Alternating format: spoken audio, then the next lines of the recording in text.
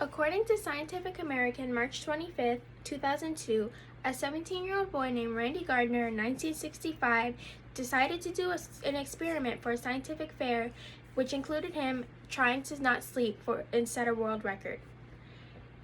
He set the world record for not sleeping for 265 hours, which is exactly 11 days.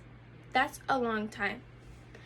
On the first day, his eyes started to lose focus, and then later that day, he lost the ability to recognize objects just by touch. He started to become very moody and very uncoordinated, and then he started experiencing very bad short-term memory loss and concentration issues. After this experiment was concluded, he recovered perfectly fine with no mental or physical issues, permanent ones. The teenage years are very important, which means sleep is also very important. The brain and body experience significant development, and the transition to adulthood includes very many important changes. These changes could affect our emotions and the way we feel about people and things. It could affect our personalities and how we act, and it can affect our social life with friends and family.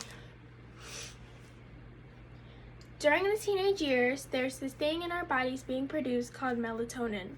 Melatonin is what helps us sleep, and as you grow older, melatonin is being produced later and later in your body as you're growing up. This can affect teenagers by them not going to sleep until very late, and then they have to wake up early in the morning for a job or school. Another factor that includes sleeping with teenagers is pressure with schoolwork and college, and it could be pressure with friends and family. There could be a lot going on in your life with a job. It definitely stresses out the body, and then when you get more stressed, you lose a lot of sleep. Another factor of losing sleep at night for teenagers is our phones or video games, talking with friends, just social media in general.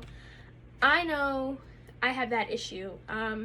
Once I hit the bed, I scroll through TikTok or Instagram, or somebody can send me something, and then I'll be talking for hours, and then once I realize it, it's a couple hours until I have to wake up to go to school. That's not good. As a teenager myself, I love my phone, and it would be very hard for me to stop that being the last thing I do right before I go to bed, because it's right there, it's in my hand. It's definitely something that teenagers have to work on if they would like more sleep. Some factors that can affect a sleeping pattern is sleep latency, which means how long it takes you to wake up after you sleep. So I know once you hit the bed and you're thinking in your head, you're calculating, you're like, okay, so if I go to sleep at this time and wake up at this time, that's this many hours of sleep. I do that too. You do that too. Your neighbor does that too. Your cousin's daughter's friend does that too. We all do it. And normally that's not the case. With sleep latency, it just means that you go to bed, and that means how long it takes for you to wake up after. So you could go to bed, you could wake up at 4 in the morning to use the bathroom, or you could just wake up randomly in the night. I do that too.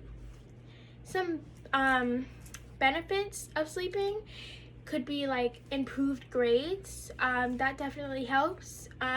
Better memory, which I did not know that was an important factor of sleeping. I definitely didn't know sleeping helps memory. Another thing I didn't know is that it could lower the risk of obesity. I know that when you sleep, you burn calories, so that's a very important topic to think about when you are sleeping. And then it can also lower your sickness rate and improve your mood. So basically, the moral of the story is, if you're a teenager and you're worried about sleep, you have to know that sleep is very important and very essential, not just during your teenage years, but throughout the rest of your life. So get that pillow and go to bed.